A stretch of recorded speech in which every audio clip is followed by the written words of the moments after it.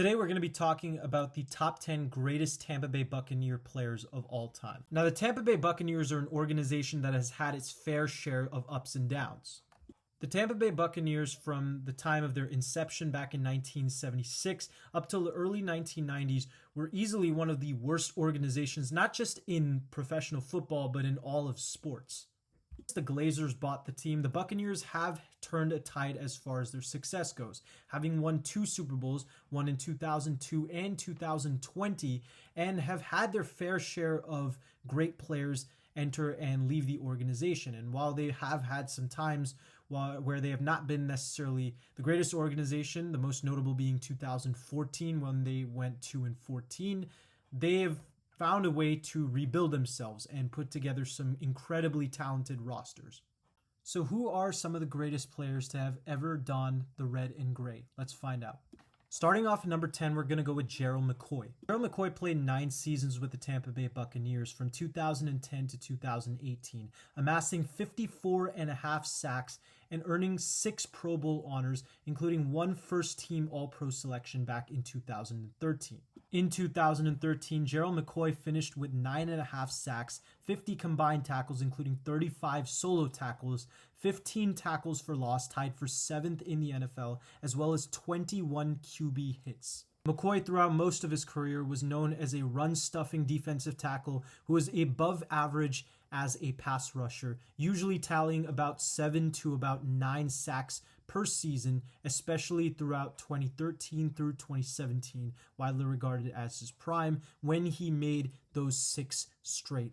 Overall, Gerald McCoy has one of the best bodies of work of any defensive player that has ever strapped up for the Tampa Bay Buccaneers, and for that reason, he deserves a place on this list, but I just cannot put him any higher than some of the players who contributed more to Super Bowl contending teams for this franchise.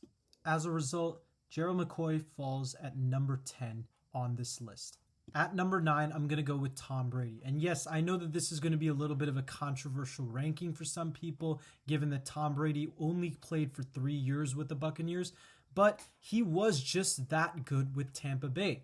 I know I've said in the past that Tom Brady as a Buccaneer is a little bit overrated, but for an organization that has not had a lot of great quarterback play other than Brad Johnson and Jameis Winston, Tom Brady's numbers really do stand out. In just 3 years with the Bucs, Tom Brady mustered 22 wins as his starter, led the league in pass completions and pass attempts twice, led the league in passing yards and passing touchdowns in 2021, while averaging about 66% completion percentage. He also led the league in sack percentage in both 2021 and 2022, with both a 2.97 and then a 2.91 sack percentage, and led the league in yards per game in 2021. Overall, his 2021 season stands out as the year where he almost won an MVP at damn near 44 years of age. Wow. As well as, of course, being one of only 2 Buccaneers quarterbacks ever to win a Super Bowl and the only Buccaneers quarterback to ever win Super Bowl MVP. Postseason being the 2020 postseason, in which Tom Brady became the Slim Reaper of NFC quarterback legends, defeating both Drew Brees and then Aaron Rodgers in back-to-back playoff matches before then meeting Patrick Mahomes in the Super Bowl. Now I ask anybody who wants to question whether Tom Brady is the greatest Tampa Bay Buccaneer quarterback of all time, would you not also put him at number 9? At number 8, we're going to go with Lavonte David. Lavonte David is someone who has been seen throughout his career as one of the most underrated players in the NFL. Despite being widely regarded as one of the greatest linebackers of his generation, David just has 1 Pro Bowl and 3 All-Pros to his name. In spite of being underrated, David's impact on the Buccaneers still stands out. David began his career with 3 straight 100-plus tackle seasons, including a 7-sack 2013 campaign that won him first-team All-Pro honors.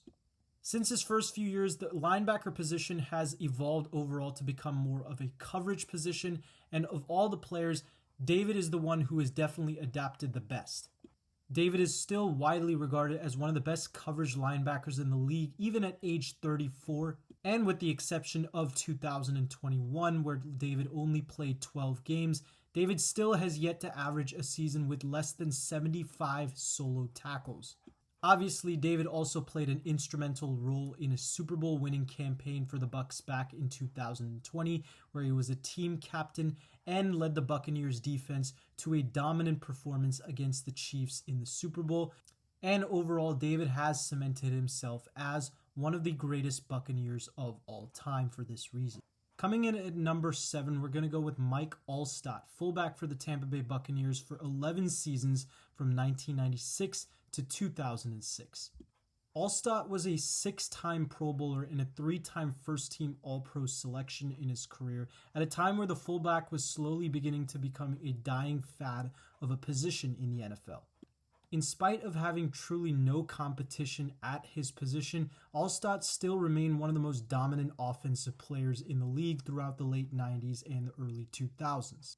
In spite of his relative lack of touches, Alstott still managed to have 4 seasons in his career of more than 600 rushing yards, while still remaining one of the best blocking skill position players in the entire game.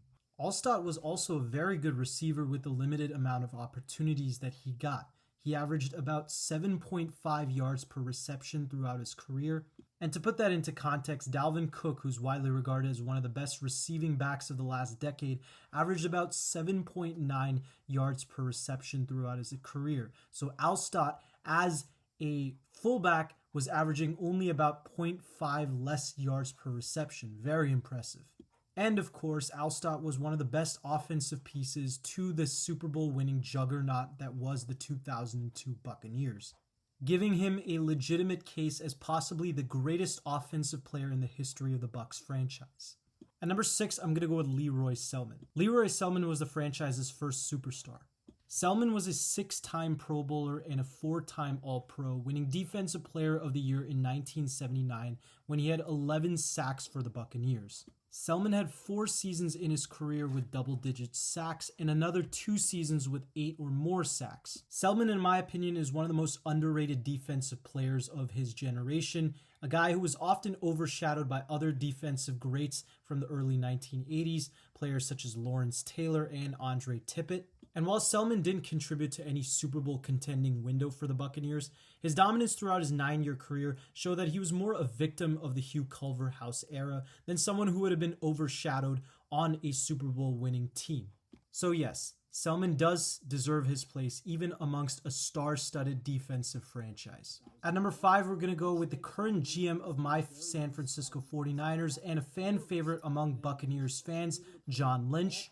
John Lynch's career with the Buccaneers included 5 Pro Bowls and 4 All-Pro selections. While in Tampa, Lynch had 23 interceptions and 528 solo tackles. And while some people might have Lynch a little bit higher on this list, I personally just cannot, because while I think Lynch was a key piece to that 2002 Bucs defense, I just don't think he was as dominant or played as long as well in his prime compared to other players that are as high in this list. Players such as my number 4 on this list, Ronde Barber, who played 16 seasons with the Buccaneers. Barber was a 5-time Pro Bowler and a 3-time first-team All-Pro selection, finishing his career with 47 interceptions and leading the league in interceptions one time back in 2001. Barber, much like John Lynch, was a very versatile defensive back, more versatile than Lynch, being able to play all positions including nickelback, cornerback, free safety, and even strong safety at times. Even as his coverage skills diminished later on in his career, Barber converted to free safety very well and still was able to be one of the better playmakers in the game, averaging about 3 interceptions and double-digit PBU numbers. Additionally, Barber was a very good pass-rushing defensive back, finishing his career with 28 total sacks. When it comes down to it, I think Barber was a more important piece to that Bucs defense in the early 2000s, partially because of his versatility, partially due to his ball hawking skills, but just also because he was that dangerous with the ball in his hands, as we saw in the 2002 playoffs against the Philadelphia Eagles in the NFC Championship game, where he had a 92-yard interception return for a touchdown. But yes, Barber to me, for those reasons, is my number 4 player on this list. Starting at number 3, you can make an argument for any of these players being number 1, and I really wouldn't be mad at you, but I got Mike Evans. The argument to be made against Mike Evans is that he's just not one of the most dominant players ever at his position. But still, Mike Evans' body of work as a Buccaneer and as an overall wide receiver matches pretty much anyone in the league ever, with the exception of maybe Jerry Rice.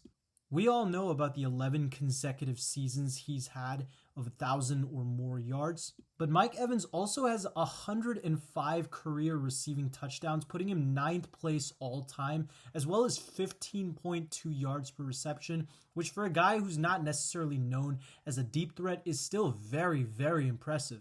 Add in his very impressive career longevity compared to his peers, and Mike Evans has as good of a case to be the number 1 Buccaneer of all time as anybody else in the history of the franchise. I just cannot put him ahead of someone who I think is one of the greatest linebackers of all time, Derrick Brooks, an 11-time Pro Bowler in his career, as well as a 9-time All-Pro. Just ridiculous numbers. Finished his career with 1,300 tackles, the 3rd most all-time by any linebacker ever.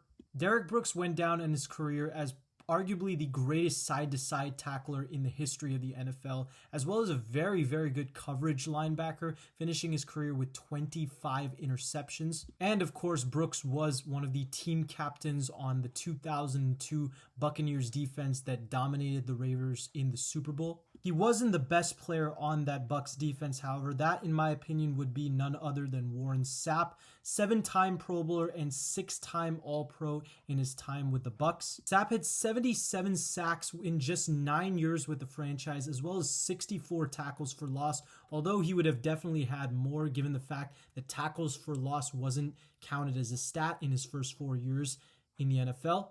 Sapp also won a Defensive Player of the Year in 1999 en route to a 3-sack campaign in the postseason, which was then followed up with a 1-sack game against the Oakland Raiders in the 2002 Super Bowl, which helped the Buccaneers win that year. Sapp's overall dominance in both the regular season and postseason in just 9 years with the Buccaneers, as well as the fact that he did win a Defensive Player of the Year award, in my opinion, make him the greatest Tampa Bay Buccaneer of all time.